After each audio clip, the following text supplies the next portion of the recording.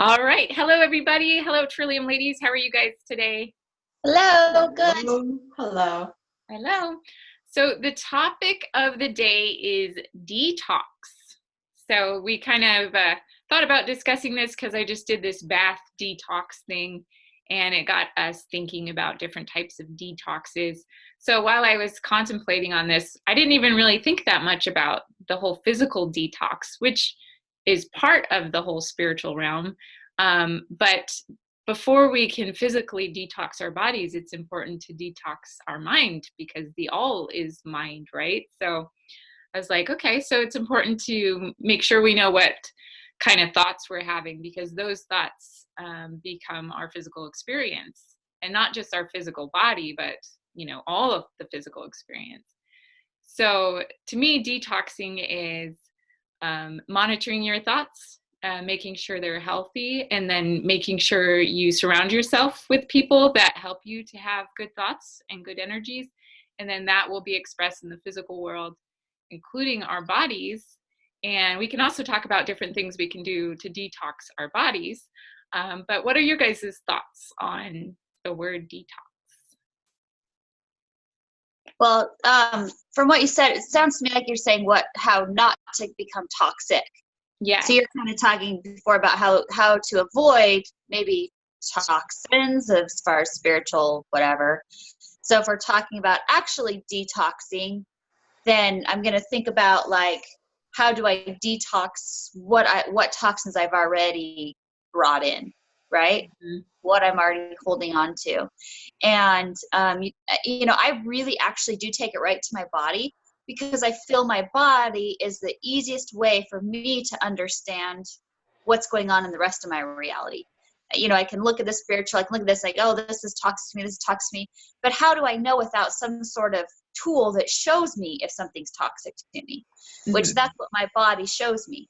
My body, if I bring something in, it doesn't feel good, or it makes me sick, or it makes me fat, or it makes me, whatever response I have, I can know from that response if that's a toxic thing to me, a toxic food, a toxic energy, or if that maybe makes me feel good. Maybe it makes me feel happy, and then I can see that that's not toxic. So for me, my body is the best thing for me to look at to understand, am I holding on to toxicity, whether it's from my food I ate, whether it's from friends I talked with, whether it's from someone at the store, whether it's from a fear of something I have that's rational or irrational, whatever. Those are the things that are toxifying my body.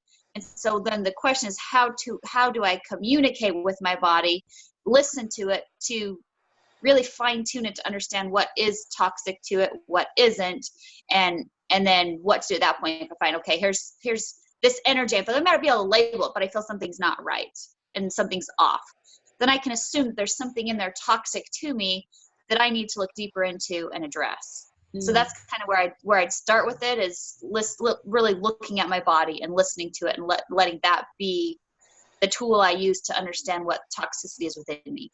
And I think it can be something as simple as like, how's my skin appearing? Am I developing acne? Am I whatever? How your skin is. Something really tactical and external. You can look at the color of your skin. You can look at your hair. You can definitely feel it in your body, right? As you put on clothes, it's like, oh, I used to wear this and feel pretty good in it. Now I'm not feeling so great in this. And why? Like, oh, well, I've gained a little bit here or there. Not to say that weight is bad by any means, but it's different and it's change. And so as you notice changes in your body, you might take a look at, oh, why is that happening? And sometimes I can pinpoint and go, maybe I shouldn't have had that bowl of ice cream last night because today my stomach is feeling weird, or something is coming out in some way. I think that's kind of on a topical sort of level. And then there's always this feeling like you could be feeling really great. Your skin looks beautiful. Externally, you look glowing in a way or something, but you can sense something in a much deeper level that you're just feeling maybe a slight vibration in your hands or your feet, or you're just feeling a little bit of nausea in your stomach or something like that. And I think that that's a good cue to say, what's going on there? I think the majority of us make our lives really busy at that point, because then we don't have the time to sit and kind of sit with that discomfort and that, uneasy feeling. But I think those are signs maybe that it's time to kind of maybe do a little bit of a detox in some way.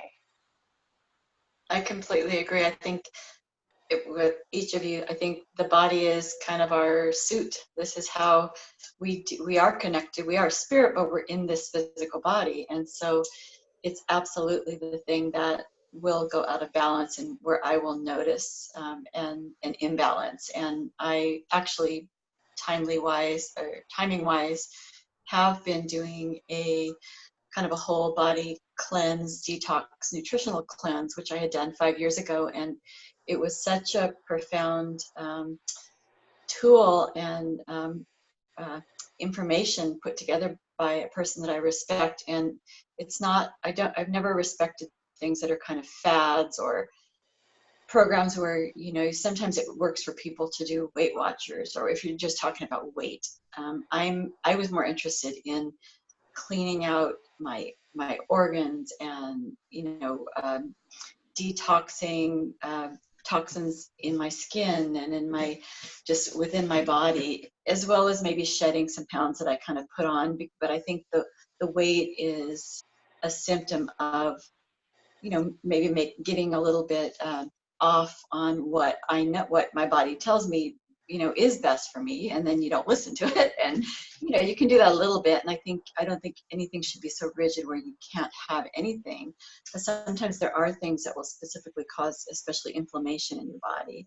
And so I'm kind of doing it as both a learning experience for myself and to be able to help others have tools, another tool. But it's super informative. I actually did some testing to kind of see what foods specifically will cause inflammation. I didn't do this last time, but I was really curious, so I should be getting that back soon. And it'll be really interesting. I mean, one of the ladies had been eats eggs all the time, and eggs came back as the number one thing that was causing inflammation in her body. And so then you have to think about, what are eggs in? They're in so many things. And sure, can you still have it? And can you energetically change that? Yes, but I'm kind of doing it more in terms of almost like a science experiment. How do I feel? And all I know is I do overall feel much clearer, more focused. When I'm eating, it's basically just the things that we know to avoid: dairy, sugar, alcohol. So it's not, you must eat this. It's a lot of vegetables and it's very balanced with protein, fat, and a starchy carbohydrate in the right proportions, so that they're feeding your hormones and feeding your cells. And I do notice that I feel, just pretty much more awake. And although I've said I was tired a little bit today, but it's been really helpful. And it's like something to do every now and then, and it's a good, helpful process to go through. I think part of healing is sometimes feeling tired and exhausted. Like sometimes when I'm tired and exhausted, I'm like, all right, I'm in healing mode, That's the way I look at it. But the physical world is an expression of the spiritual world. And so I used to think, well, if I was a good enough mystic, I'd be able to alchemize the toxins in my body. And I think like our guides or our higher self or whatever is inspiring us through the knowledge of what food is right for us, and then what activities. I mean, we get the information that we need, but we certainly got to respect the physical world and do what we can to detox that. Were you going to say something, Randi? Sure. I had some thoughts with Christina's talking. When she did do that detox, she felt her body shift. She felt the change. She felt a return to homeostasis, where Yes. her body has that harmony again within it. And what's interesting, I work with a lot of clients that have illnesses of all varieties, and a lot of times they don't even notice they're sick or that something's off, that their body's at a dis-ease, until it becomes so bad that they're literally rushing to the emergency room type things.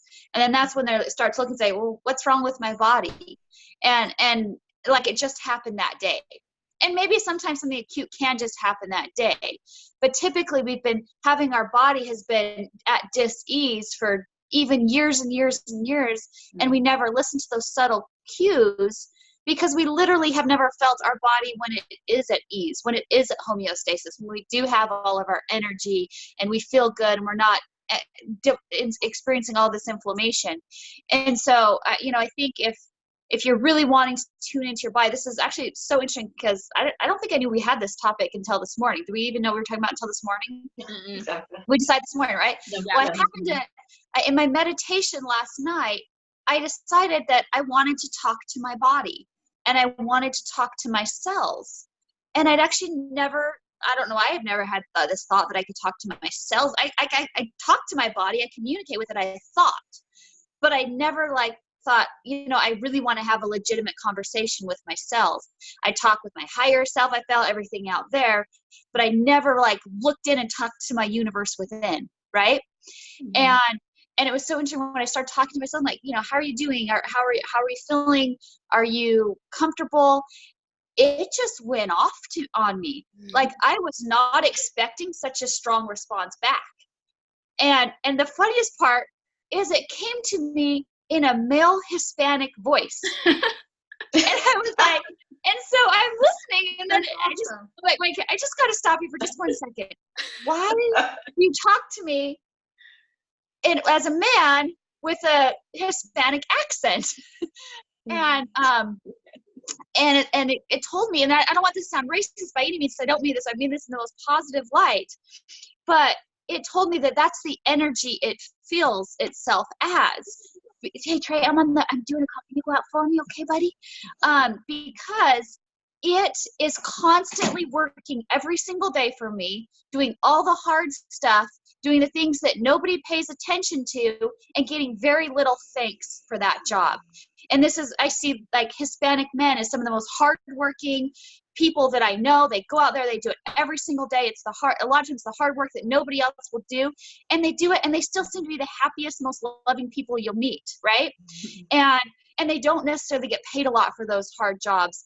And so I realized my body felt that way. I wasn't giving it the thanks that it deserved. I wasn't respecting the fact that it's working hard for me every single day, and I'm not noticing it. Not only do I not notice it, there's times where I eat crap and then make its job so much harder. And that's what it went off on me on. It's we work so hard for you with no thanks. And then then you'll repay us by filling us with junk food sometimes it's not giving me anything to work with. And then we can't do the job we're meant to do. We end up doing the job of cleaning out all the toxic crap that you just dumped in us, so we don't get to keep you healthy and vibrant and strong, which is what we really want to do. And so I was like, whoa, it just blew my mind that my body was that, first of all, consciously aware.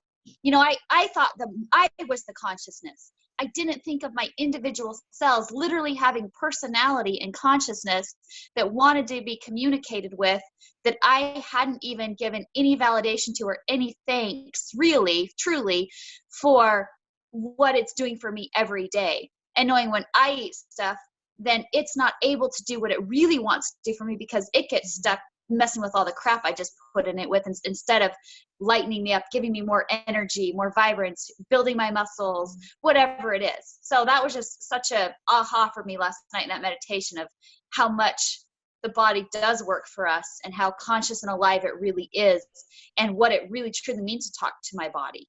Now I'm that's a whole new story that I've never even considered, and now that's going to be a regular practice for me, is talk to my body, and not just detoxing it once every 5 years, but literally thinking about every single moment what I'm putting in it and how it has to respond in order to either use that to make me healthier and stronger, or to get it out of me so it doesn't make me sicker and actually hurt those cells that have conscious awareness. I love that. We're gods of our own universe, which is our body.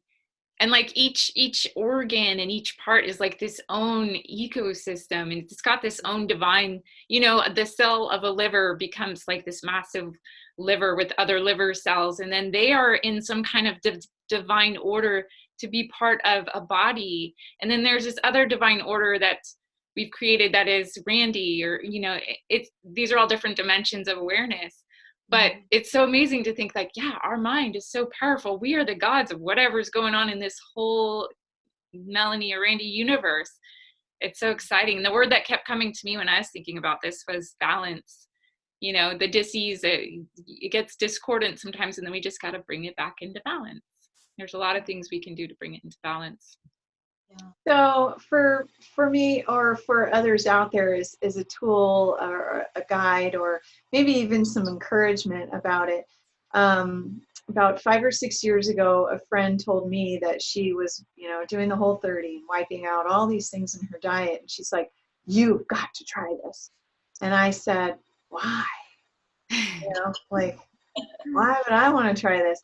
Because she had some really serious things going on with her body and her, you know, that she'd been working through for many years and still works through. But I said to myself, I don't think I eat that poorly. I don't think I do this that poorly. I don't have trouble sleeping. I don't, you know, have acne going on. I don't have these things. And she's like, oh. And so what reminded me of this was Christina talking about it like experimenting. So I literally did it as an experiment, purely experimental. And all of a sudden, first off, the part that people really need to understand is it's not easy. Not one bit of it is easy. So I'm doing this thing. It was beyond difficult.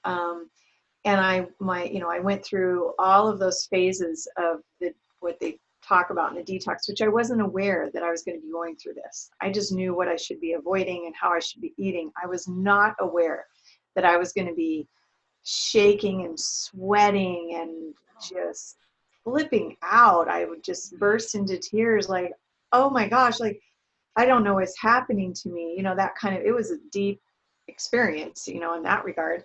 So I went through this, and I kid you not, I have never, after going through it, I had never slept better. I didn't know that I wasn't sleeping well. You know, so I like to think of it, or encourage other people to try it as an experiment. And it doesn't need to just be food and nutrition, right? It can be anything. Try 24 hours, 48 hours, no social media, or completely no service on your cell phone, or, you know, and it's not easy. You know, we're programmed and we get up and we do certain things and yada, yada, yada. But understand that you can just experiment with something and just try something and see what shifts happen in your body. Journal it and write down. And it may be the most mundane thing, you know. Well, I had this thought, or I felt like that, or I slept. Like, sleep is going to be the number one thing, I feel like, through any situation. And I felt that way too just recently. Like, I have slept so much. I went to bed at 8:30. I got up at like 6 a.m. I'm like, can I really sleep anymore? And I've been doing this consistently for a little while, definitely over a week or so. I'm like, wow, how is it that I need so much sleep?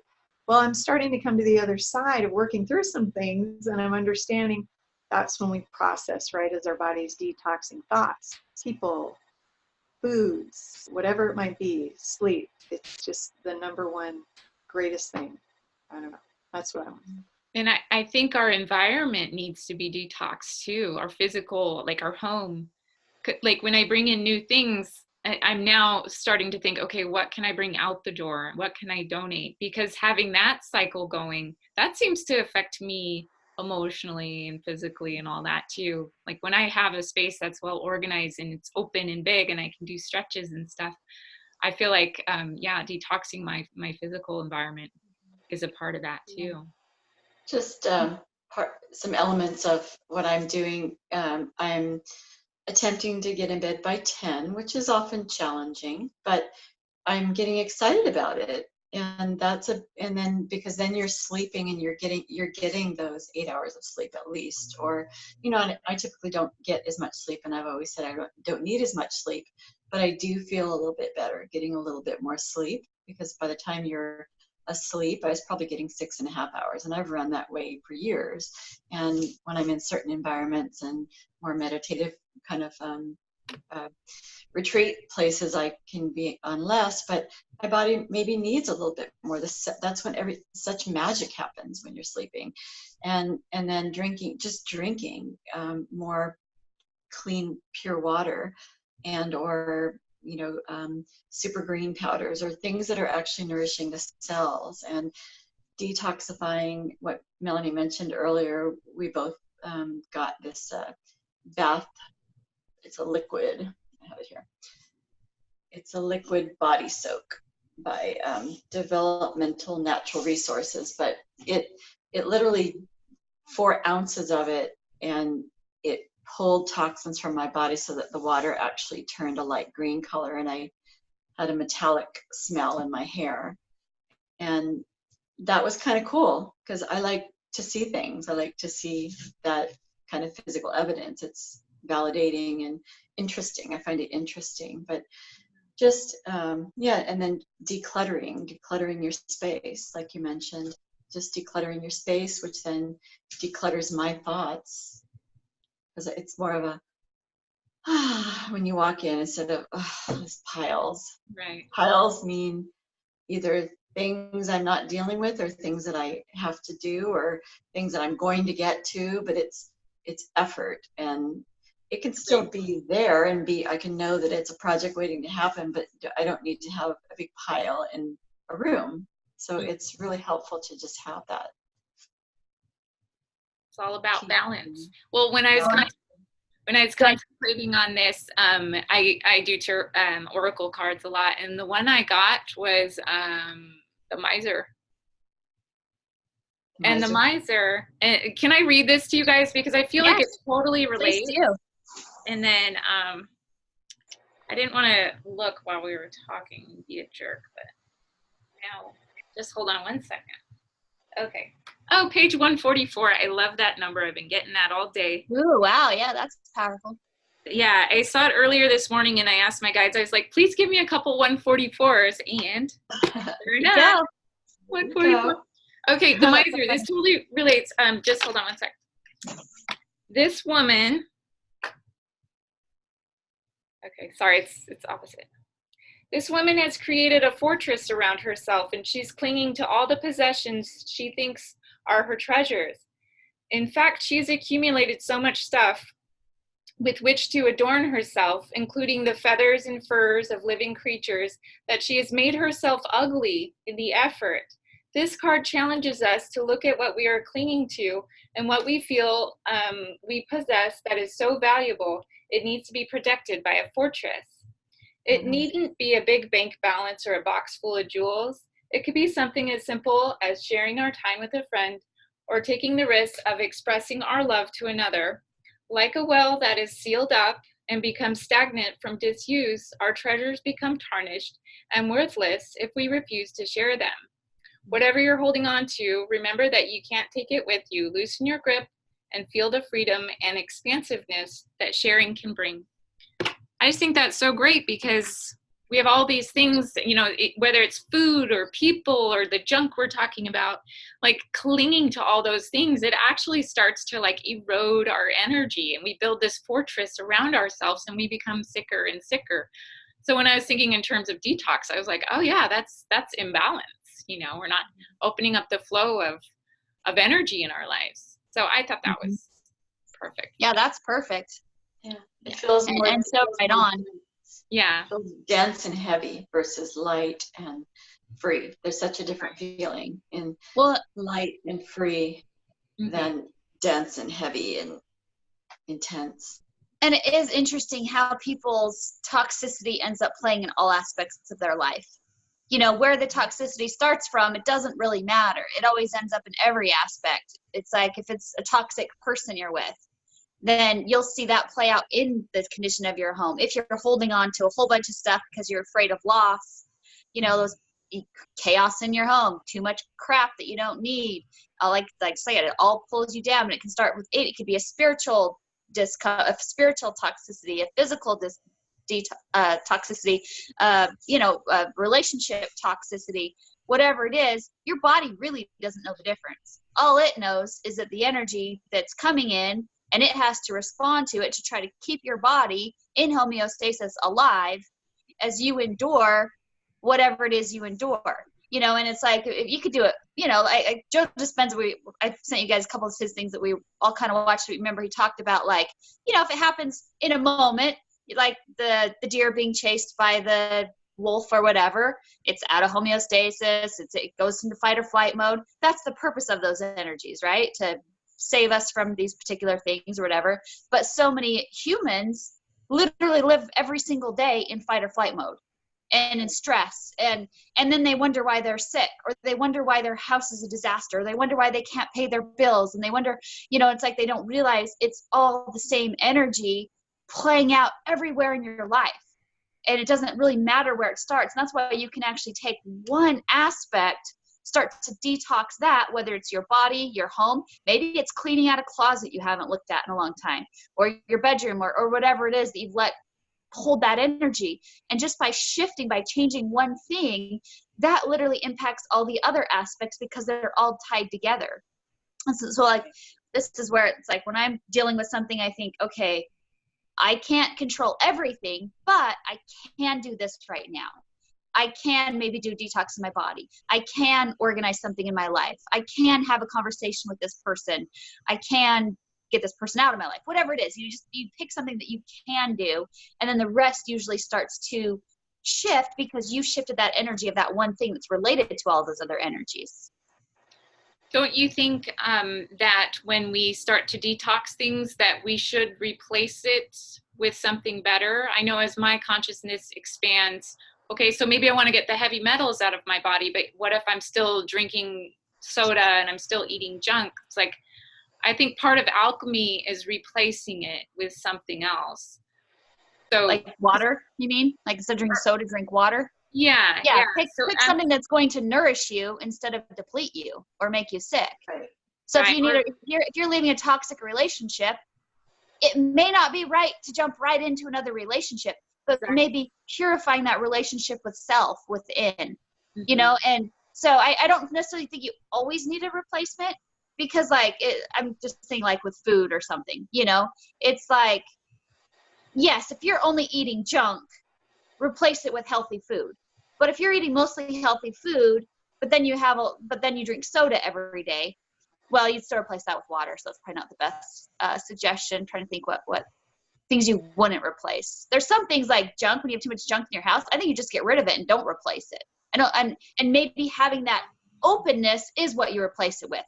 The lack of clutter, I was thinking more of creating the space. And so as you're slowly ridding things from your life, or slowly ridding thoughts from your mind, instead of necessarily thinking, okay, well, I'm going to get rid of this, so what can I replace it with? I feel like we're actually maybe doing what kind of like that card you just read, where we're just kind of replacing one with another, rather than just opening it up and then seeing what might flow. And something does eventually maybe replace or come into place where that was. But if you operate from an aspect of clearing and just allowing things to be more open, that would be my suggestion. But with all of this, and with all of the whatever it is that you might be looking at in your life, period, again, something very simple up to something extremely difficult, it requires a shift. And just like in that Dr. Joe Dispenza video that we had watched, maybe we could put it in the notes of this show or something, of this channel. I think people talk a lot about, and I mentioned this to Randi earlier today, people talk a lot about, like, well, it's going to be difficult, right? It's going to be hard. Be prepared. Like, it's going to be really hard. And I was saying, okay, well, let's think about that. What does that mean? Well, it's really hard to think about, like, oh, painting the exterior of your home. That's hard. Or mowing an entire football field with a push mower. That's hard. That's difficult. But what he says in there is it's extremely uncomfortable. So if you think about, oh yeah, I'm going to better my life and I'm really excited about this. I'm going to get rid of these thought patterns or these programs that I've been running on and operating on, and these programs are bringing up these memories, and these memories are holding on to these emotions, and these emotions are really like, oh, dragging me down, which is pretty much what he says in the thing. He says, so think about changing those things, and it's going to be very, very uncomfortable.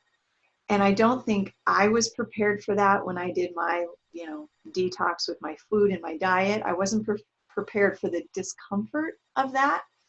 I was just, again, experimenting, like thinking, well, it's going to be hard. It's going to be really hard to give up sugar. Like, it's going to be really hard to do this or that. But I never thought about the discomfort of something, and know that if it is causing discomfort, then something good is going to come of that. It's hard to think that way.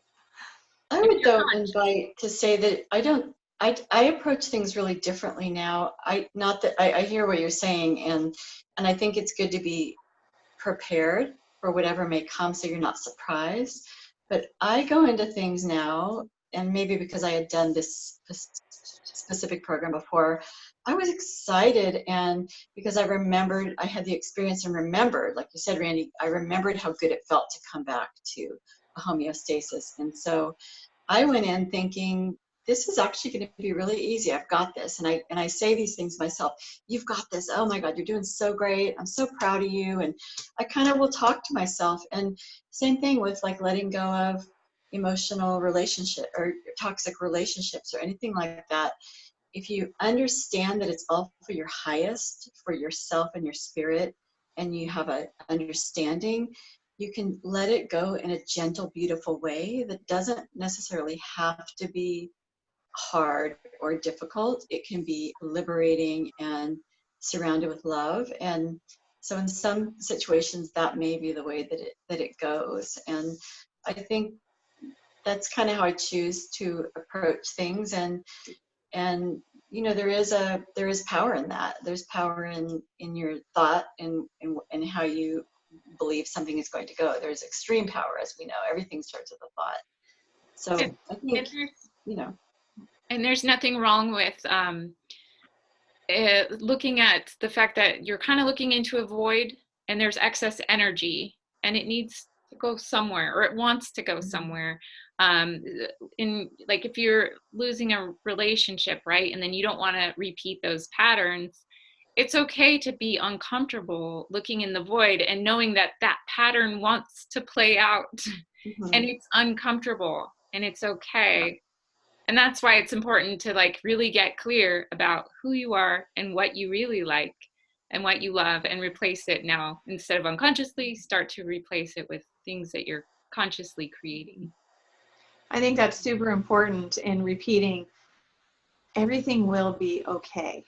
Yeah. Because it's super hard to feel that way. It's super hard to see that as you're going through any of the processes of change and detoxifying and stuff. But that constant reminder that everything will be okay. And if you can remind yourself of a time or a situation where you were really in the deep depths of despair or something really hard, and then know, wow, I did come out on the other side of that in a different way. I wasn't maybe the same or whatever, but everything turned out okay.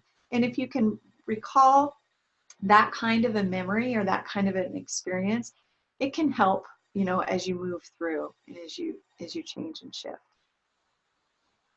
Well, and I think things do become uncomfortable, not because they're not necessarily bad, it's good, but it's because it's new, it's change. It's requiring something different from the normal program.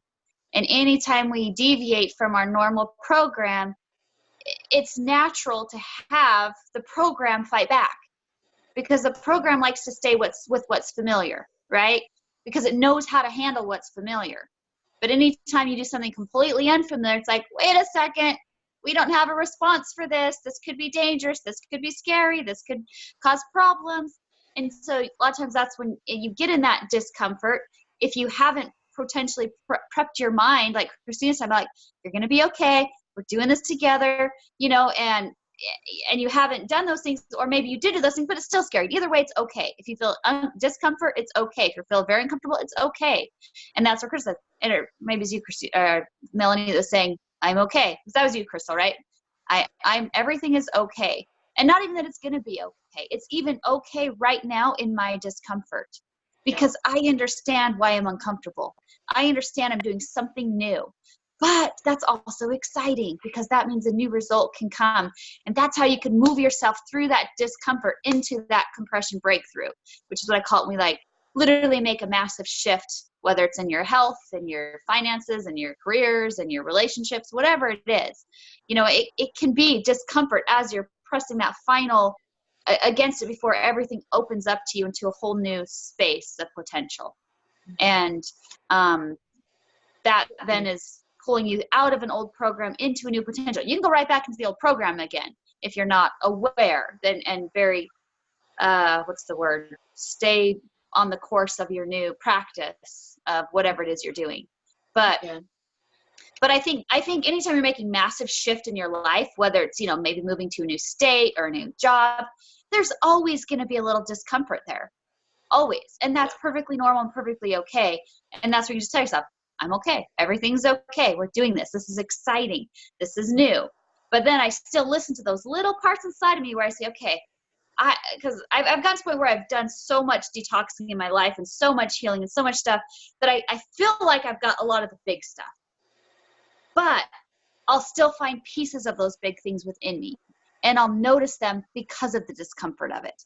I'll be thinking about, and maybe it's just a little tiny prick in my gut. And then I'll know, okay, there's still a little piece of me that's fearful of something. And then I have to look deeper about what that is. Chris and I were talking about that today. It's like, and that's when you really start to tune into yourself to really purify even deeper and deeper and deeper. Not just all the big stuff, but just really get to the point where you understand every little piece of that. And you don't ignore any part of yourself that has that, because that little prick can be something much bigger if it's not addressed, when it's just a little nudge to you that says, hey, there's still a little bit here. Oh, we lost your audio. Yeah. In terms of like routine and what Randi was talking about, it's true. We are run by these kind of subconscious programs, like this subconscious. The body can go into this subconscious mode where it wakes up with its alarm. It gets out on the same side of the bed. It takes the exact same steps to the bathroom. It brushes its teeth with its right hand and the sink. And you don't realize how much is autopilot. You're kind of on autopilot. And so to disrupt that pattern just for the heck of it every now and then is a really good thing. And when you, and I've heard and read and believe this to be true, but when you make a change and you can do it for about 21 days, that seems to be a pretty powerful number, you can really make some profound shifts. It might just be maybe somebody's thinking of, okay, it would be really good for me to do some kind of a nutritional or emotional detox, but I just don't have it in me right now. I can't, it's too scary or it's too much. Maybe you just start with a couple of small little things. Maybe you just start with waking up and going into gratitude and literally waking up, breathing. And when you're in gratitude, you're actually feeling grateful for what you already have. So you're already full, you're already grateful. So you're starting from a place of feeling filled up with appreciation, love, and thankfulness for something you have. And that's very real. And that's why I think so many people talk about that practice. It's such a simple thing, but it's a very profoundly powerful, whether you fall asleep doing that or you wake up. And then you just maybe roll and get out of bed on the other side of the bed, roll over whoever's there and get out of bed, or you walk backwards to the bathroom, whatever it is, you just do like doing that a little bit differently. I think I mentioned earlier in a video, but when I was first working as a therapist, I worked in rehab settings with a lot of stroke patients in skilled nursing facilities. And I realized, how impactful having a cerebral vascular accident and loss of often one half of your body and everything that comes along with that. It's very semi-predictable depending on where the stroke occurred. But I'm thinking, I am so right-handed, probably right-footed, and what would happen if I couldn't do things with my right hand, and I had to relearn. So I started purposefully doing things as well with my left hand to try to just use another part of my body. And I think it's really good to just push ourselves. It can be just do it as a tool or an experiment, or see how you feel, see if anything, and then when you have enough of these smaller things under your belt, and like, okay, I can get up 10 minutes early and sit and meditate for 10 minutes. I can do that. I can do that. Or I can think about 3 things I'm grateful for every day, even if it's that the sun shines every day. I mean, I'm grateful that there's way less chemtrails right now in the sky almost every day. You know, so it can be something simple, but it's the habit and the practice of doing something a little bit different can really be profound and can prepare you to make the bigger changes. And you realize it's kind of like anything. You go, okay, that wasn't as bad as I thought. We are in adrenaline, and we're used to having to run from danger, you know, on a reptilian level of our body, but we're not being chased by T-Rex. Like Joe Dispenza says, we're not being chased by T-Rex, but sometimes our body responds as if we're fighting a battle, and my boss, and you know, my conversation with this person, and traffic, traffic, and you know, just make a shift, a little shift. Yeah, like I was going to say, every time I hit record on this, all of a sudden I get this massive like T-Rex attack feeling. I got to work through that.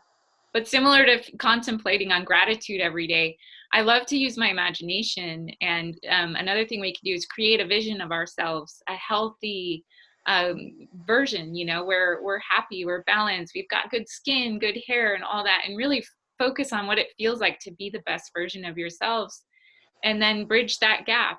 And instead of being like so extreme about it, bridge it with the intention, like, I'm going to reduce sugar, I'm going to cut back on my meat intake, or whatever you feel inspired. To me, that's how I do it. I hold a vision, and then I gently adjust course along the way. And over time, I get better. So now I compare myself to a year ago, and I'm like, I'm actually doing pretty good. But if I compare myself to a month ago, I'm like, yeah, it's been kind of a rough month, and maybe I wasn't so good about this. And then I'd feel like a failure or something, you know, that all or nothing kind of thing that comes out sometimes. So really, I like the idea of holding a vision and then adjusting course along the way, and being really forgiving to yourself throughout the process. Definitely. One thing that I just read this week, and I was sharing with my husband and my daughter. I wish I could give credit to the person, but I can't recall just right now what her name was. But one thing that she did for herself was similar to exactly what you were saying, Christina, is she wrote down some positive statement about herself that she really didn't feel was going on for her. And it was something very simple, like, I am a happy person who lives in a clean, organized home. And she wrote that down, and her process was that she would read that in the morning when she woke up, and then she would maybe read it once during the day, and then she would read it before she went to bed at night. And she didn't attach any expectations to that. And she just said, I'm just going to try this out as an experiment. And a couple of days later, she realized she sat down in her office space or her desk, and she started organizing and going through these stacks of papers and these things that were just sitting there, these piles and this chaos. And she cleaned out this entire area.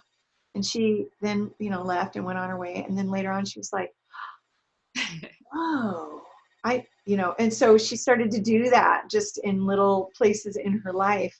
And she definitely felt happier, but she was clearing things out. So it's just thinking about, like, oh, I wish I could be na. Like, how many times do we hear people say that? Oh, I could never, but I wish I was, you know. Instead, shift that around and say, I am whatever it might be. I am a happy person who lives in a clean environment. And write it down and then just play with that.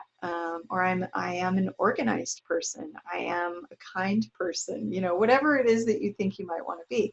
And just experiment with that and see what happens. I'm kind of waiting for my thing that I want to write down, and it's kind of formulating, and I want to go back to that and really just hone in on it. But I just do it as an experiment, again, with no expectations attached to it, like no agenda, no saying that, okay, well, that means by Friday I've got to have all this stuff done, or, you know, just the statement, and then see what might shift and change and show up. That's some idea. Like that. Mhm. And I like what you said, Melanie, about feeling what you feel inspired to shift. Because I think that's an important piece too, because it's really uncomfortable to try to shift everything all at once. But if you do have, okay, here's what I want my life to look like. And then allow that inspiration to kick in to say, okay, show me how to get there. Well, for you, your body, where every body is different, every life is different, every situation is different. So yes, by choosing what we want and then taking those inspired actions, you know, it would be probably too much for a lot of people to suddenly say, I'm going to go raw vegan today. And they would, and even if they tried, they would end up sabotaging it. And half the time then, instead of going a little bit, then they go back and they'd be like, whatever, I'm just gonna eat whatever I want and go back to my junk food life. Instead of, you know, I feel inspired, I need to cut back on meat a little bit. I feel inspired that I need to, you know, eat more broccoli. I feel, you know, and follow those intuitions in tune with your desire, your goals, without overwhelming yourself. So you can actually, like you said, make progress and see, you know what, I'm a lot better than I was a year ago. Even if I'm not fully where I think I might be, I'm a lot better than I was a week ago, or whatever the case may be. And just, you know, really pat yourself on the back for those inspired actions you do take, and then take more inspired actions and more inspired actions, and do it at a pace that you can hold it and you won't let it all unravel and sabotage it. I think that's really key as well, to focus on those things that you, what's the right word? Instead of saying you can't, you know, I can't eat this, I can't do that, I can't have this or that. That's pretty much all that tape that's going to play in your mind, is what you can't and can't and can't. And what do you focus on? You focus on the thing you can't have. So, like you said, the broccoli, like, I think I'm just going to try and eat some more broccoli in my life, or Brussels sprouts, or something, you know, something that has something from the farm to the plate kind of thing. And then you'll start to see that your body will start to crave different things. And the next time you go to eat that bite of ice cream, or something that you quote unquote had told yourself before, I can't have, next time you go to do that, your body will be like, I don't even feel like eating this. I don't think I'm going to have that, you know. And so by turning that direction, I think we're all aware of things like that, but it's a nice reminder.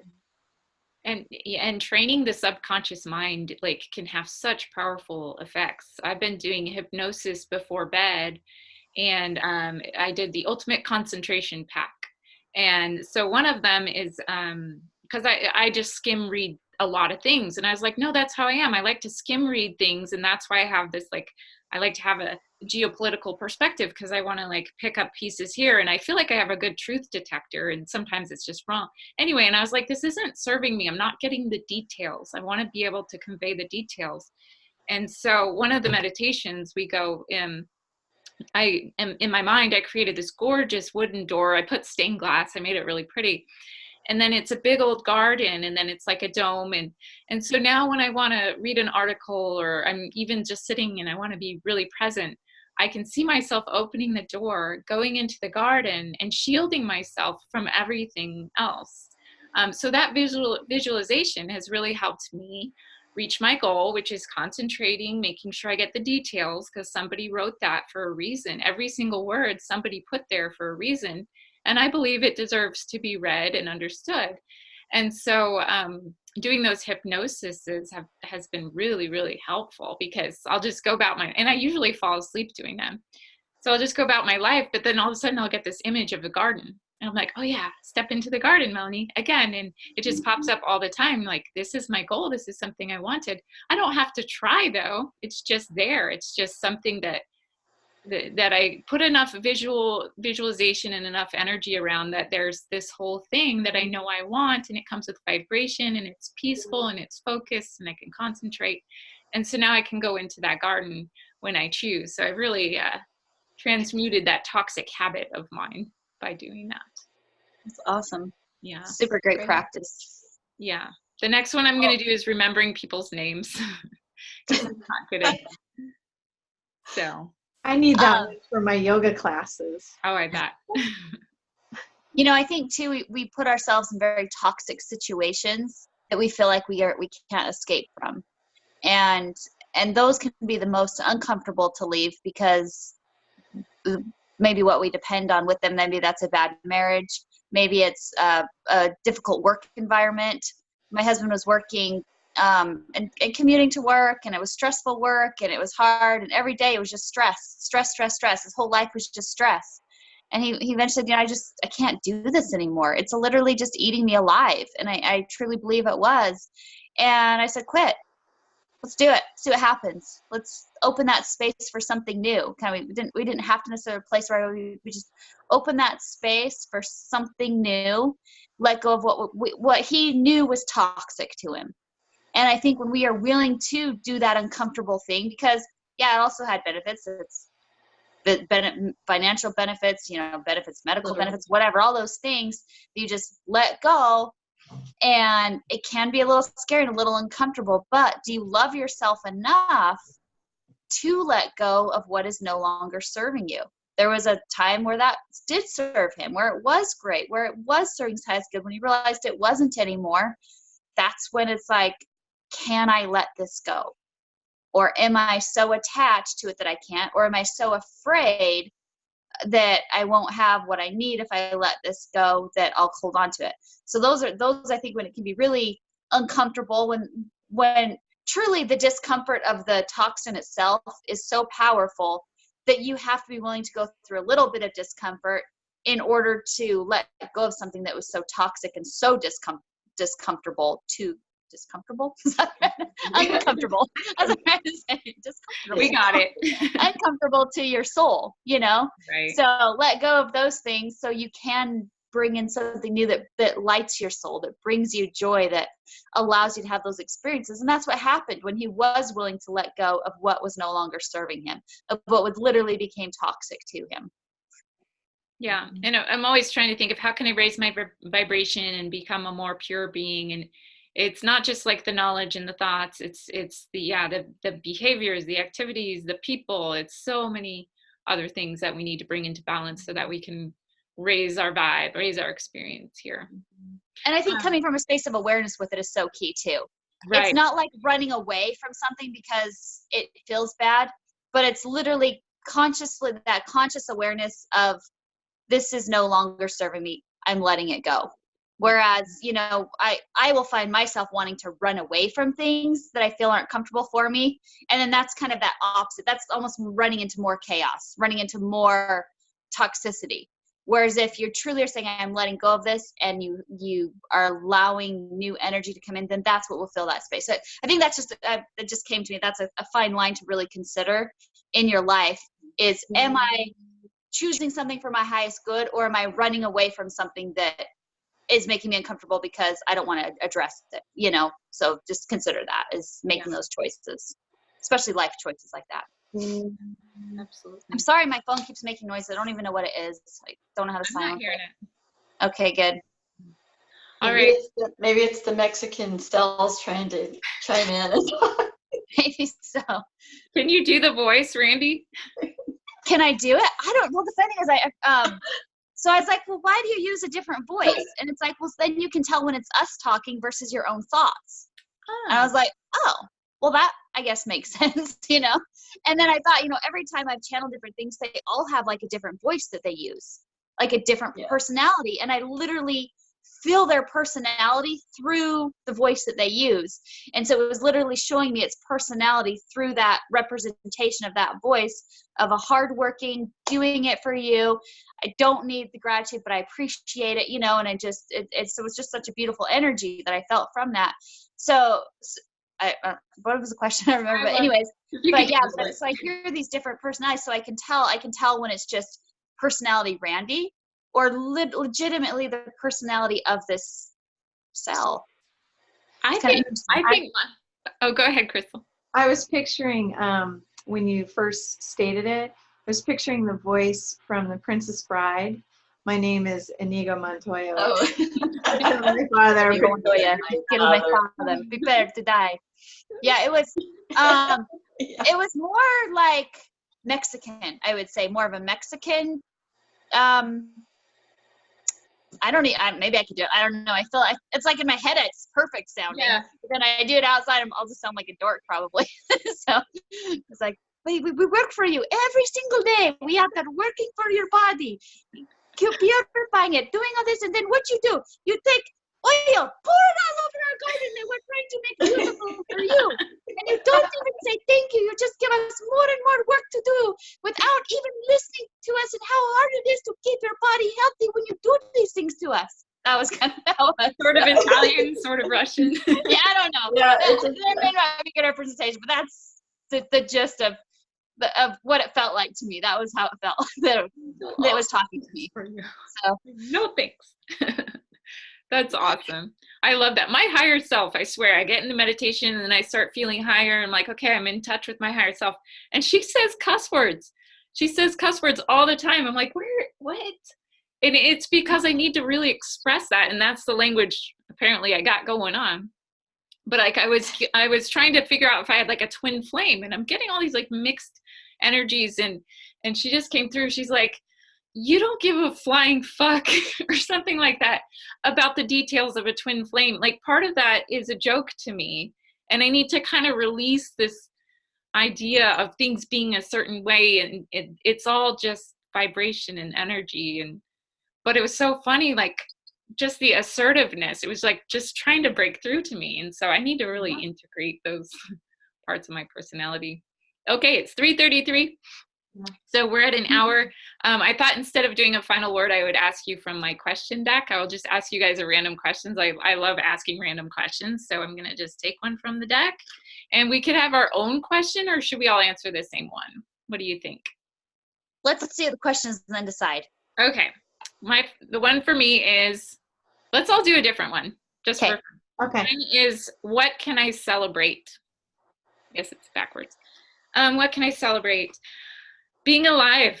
Out of infinite time and space, I get to be right here, right now as Melanie, even though she's kind of goofy and she gets all the anxiety when we record these things.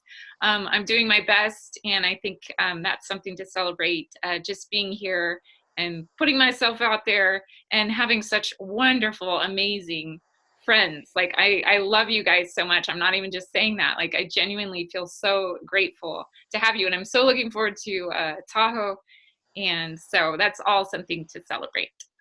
So I'll go ahead and ask Randi a question. Randi, your question is, what is my body trying to tell me? You take all the oil and you're good. I'm not sure. It might be eat more Mexican food. I think so. That is so fun.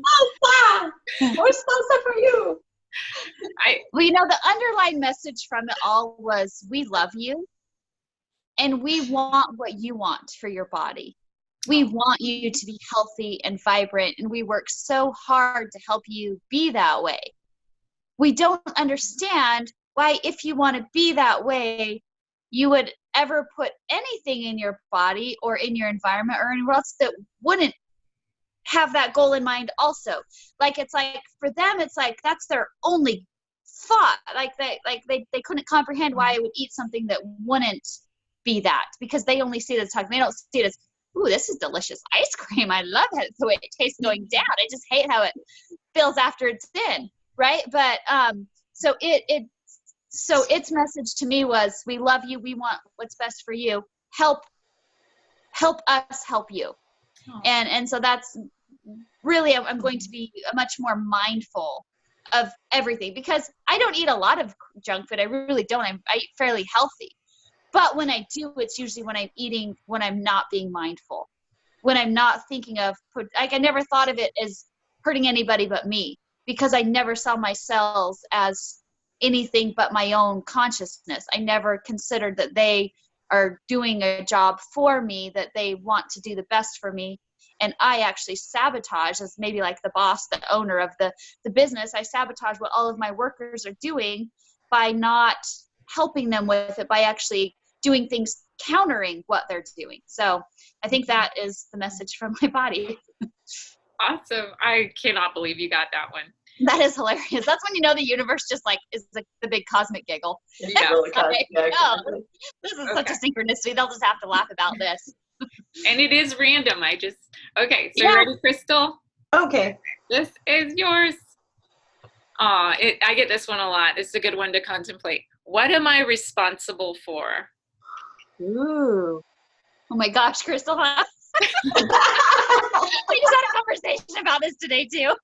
Oh, We literally just finished talking about what am I responsible for, or maybe what am I feeling energetically that's like holding me back because I feel that it's my responsibility. So what am I responsible for? I'm responsible for the health of my true unity consciousness. I am responsible for that and that only. And when I have that deepest connection with that, which is, you can replace that unity consciousness with anything, with my self with the capital S. If you're a religious person, with God, which is, God is within you. But when I have that deepest connection with that place in me, and I let everything else just fall into place as it should, then things truly align the best for me, but not only the best for me, the best for everyone else around me, because I do hold deep responsibility for a lot of things. I've put that on myself. So, wow, I love that. Thank you. that's awesome. All right, Christina, you ready? Yes. Okay. You are getting, let's go. How about you? Tell me when to say stop. Stop. Your question is, what do I need? What do I need? Mm-hmm. Oh boy, that's a good one. What do I need? Oh my gosh. That's just so all encompassing. Yeah. I think I don't want to overthink it. I want to kind of feel. I think I just need to continue to turn within and trust my own information and answers, and just trust my inspiration and what I feel guided to do.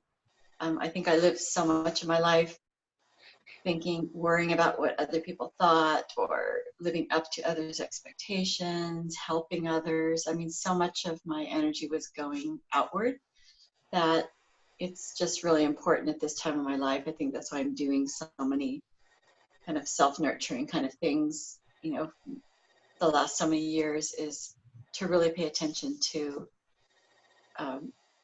my own self and what I feel like I truly need versus what what one should do and what one should be and what one should say and all of that. I love that you got that question, because you're such a giving person. So it's important to remember it's okay to need stuff too. Those are great. I like that. That's nice. I love that card deck. Yeah, it's good to pull one every day and just think about it, because there's some kind of doozy questions in there where you're like, whoa, I got to really dive into that. Bring your cards to Tahoe. I will. I have a bunch. So yeah, that'll be fun. Before we go, can I share this little short reading? Absolutely. Yeah. Relate to so much, but it reminded me, Christina, when you just said that about trust. I need trust. This is Jamie Varon. Learning to trust yourself has a positive and compounding effect on your life. You don't have to monitor what you eat because you can trust your appetite. You don't have to burn out at work because you can trust your body's need for rest. And then you can trust that you will be able to sustain your work consistently if you rest when your body needs to. You don't have to control every situation because you can trust in your resiliency and ability to process life as it comes to you, instead of trying to control the future by way of not taking risks or never getting started on that one thing you want to do. You don't have to be inflexible and strict with yourself, because you can trust that you'll know when you need a break and when you need to push a bit harder. All of it comes back to trust. If you trust yourself, trust in your resiliency and strength, and trust in your intuition, you are safe. You can take risks, be bold, live a life entirely on your terms, and fully trust and understand that you've got your own back. That's true freedom. Wow. Great. That is awesome. Love that. And I think when we do trust, then we, like I said, we don't have to worry. That's just awesome. Yeah. It's all very, very simple. Detoxing is simple. Awesome. All right. Well, thank you so much, guys. Until next week, I'll see you there. Bye-bye. Bye-bye. Bye.